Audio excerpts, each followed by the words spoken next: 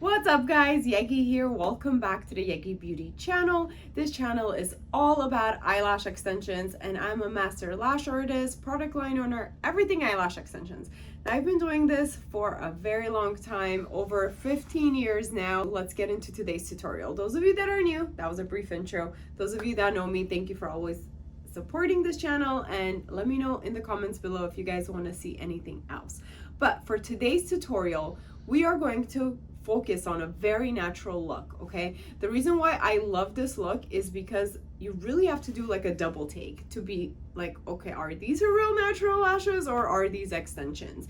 And the trick with that is using very short lengths and doing a nice classic set. So I hope you guys enjoyed this tutorial and really see how to isolate properly. We are going to focus a lot on isolation, inner corners, and all that good stuff to really show you guys the do's and don'ts and different techniques with isolation as well. So those are the two key things you guys can take away from this video. Well, I talked too much already. Let's jump right into it.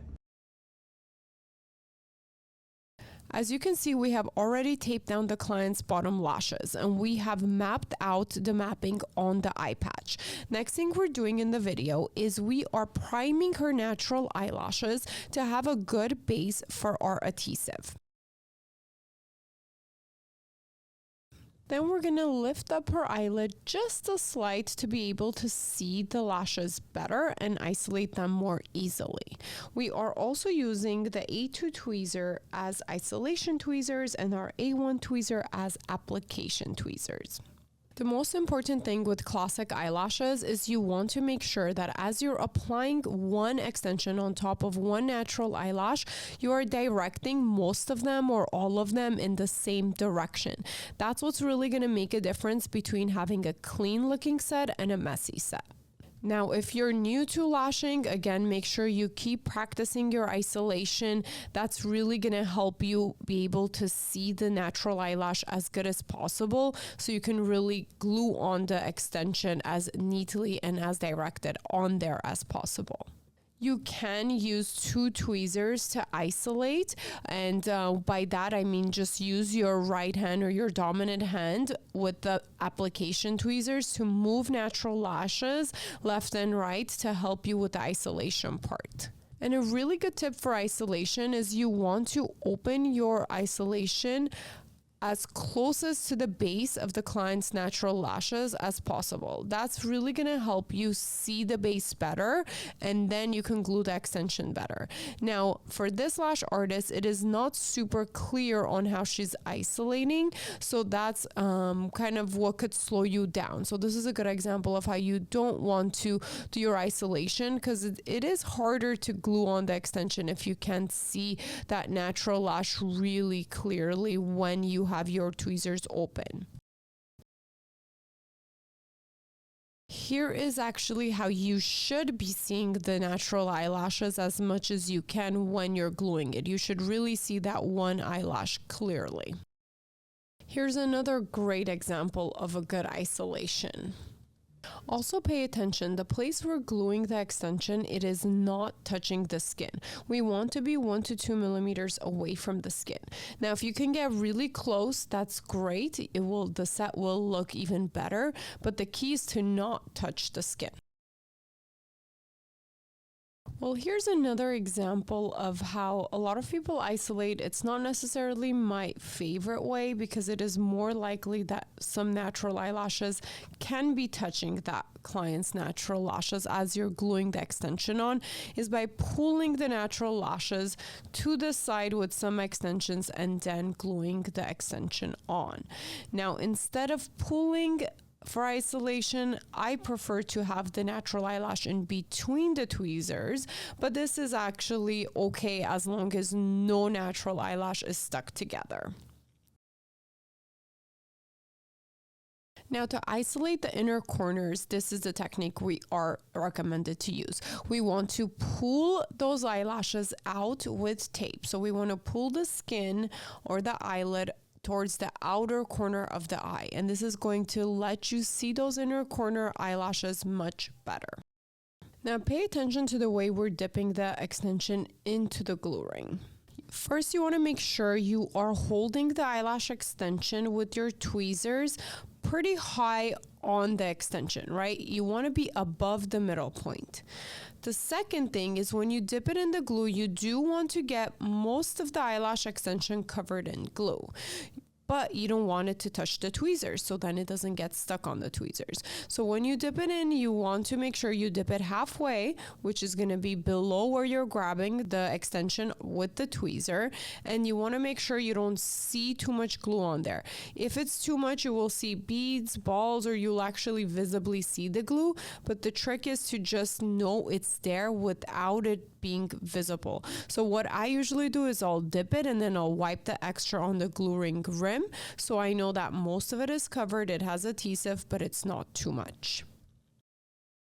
Now we are completing the first eye, and we're going to go ahead and dry, remove the under eye patch, and we're going to work on the second eye. So this gives you a little bit of a different angle to see isolation, and you see mapping and everything else that we did with the first eye, but with a different view. So you basically can work on one eye at a time, or you can go back and forth and work on both eyes. So there is a pro and con. So the pro of working on both eyes simultaneously is that if you run out of time, they're going to look pretty nice and even.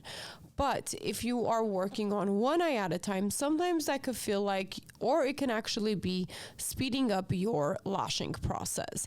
Now for me, it just really depends what I'm doing. If we are recording tutorials, I like to do one eye at a time. It just gives us a little bit more complete view and angle with the camera. But if we're actually working on clients, I do recommend for us to go back and forth between each eye every 15-20 minutes, because that's a good balance of keeping both eyes similar, just in case we run out of time, but also enough time between going from one eye to the other to make sure that we're not wasting time by going back and forth too much. So we're still going back and forth, but trying to keep it at a minimal to keep our eyes balanced, but also to keep our speed up. Here is that isolation technique again with a better overview of the camera so you guys could see. So she is basically pulling the eyelashes, the natural eyelashes aside, so almost like shifting them aside in order to see that one natural eyelash. Like I said, this is a good technique for some clients. It's not my personal favorite, but it does work as long as no natural eyelashes are touching each other. As you can see, it's not, so we do approve this isolation method. So try it and see if it works better than isolating with one natural eyelash in between for certain clients. But I think it's really what you get used to. But it is good to have this tool, this way of isolating if needed for certain clients. One other tip I have for isolating is anytime you rest your hand or the tweezers on the eye patch is when the isolation is going to feel easier, because you will have more control of the tweezers if they are rested somewhere. Now, don't press down too hard where you feel like you're going to be poking the client in the eye or it's going to go through the tape. That doesn't happen too often. It's not too common, but you do want to make sure you're gently resting the tweezers. They're not just in the air, because that's when it could feel like your hands are more shaky, you have less control, and then isolation becomes harder. Here is the other isolation technique that I prefer is when the natural eyelash is in between the tweezers, okay? So you guys can see the difference between this and pulling the lashes to the side.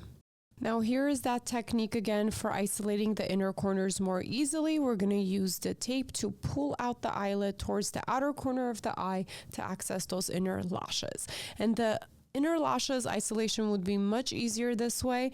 Plus, if you do not put extensions on those inner lashes, your set will look incomplete. So make sure you are using this technique and you are applying extensions to almost every single one of the client's natural lashes.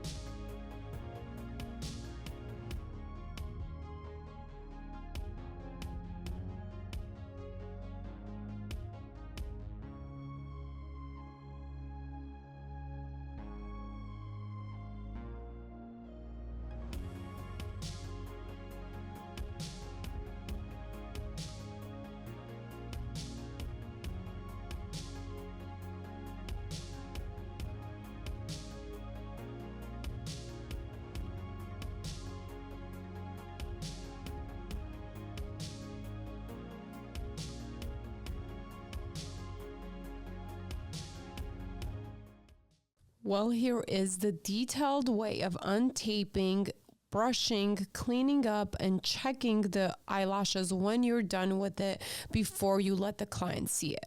I kept all these details for this video just so you guys can see a natural process if you do want to make them nice and perfect. Oh, also don't forget the step of putting the super bonder. So we're using the Yegi super bonder to make sure our retention is ensured.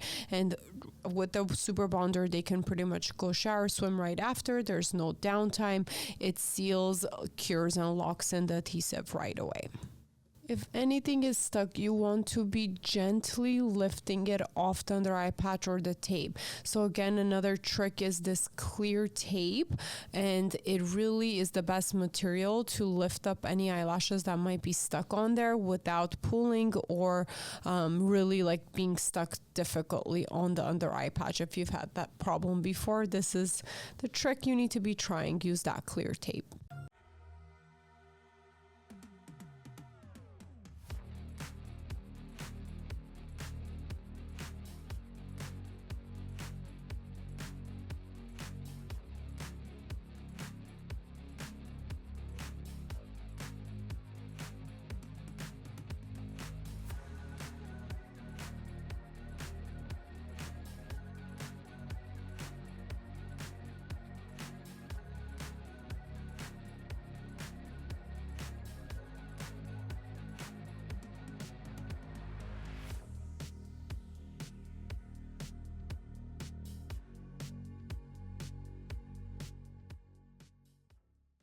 Well, here is the final look. I love this look because it is the type of set that somebody would do like a double take. Hey, are those her natural lashes or those are extensions? And it is so perfect for the client who doesn't want to have anything that looks too fake or fake at all. They want to trick the person and be like, hey, these are my natural lashes. They could very well do so with this type of set. Well, I hope you guys enjoyed this video. Let me know what you think, if this is a style you would do on yourself, your clients, and of course, make sure you're following the Yegi Beauty channels all across Instagram, TikTok, all that fun stuff. And we do also offer classes online and currently only in Los Angeles, California. But again, we are here to support you. Make sure to send us emails, questions. We love our community. Bye.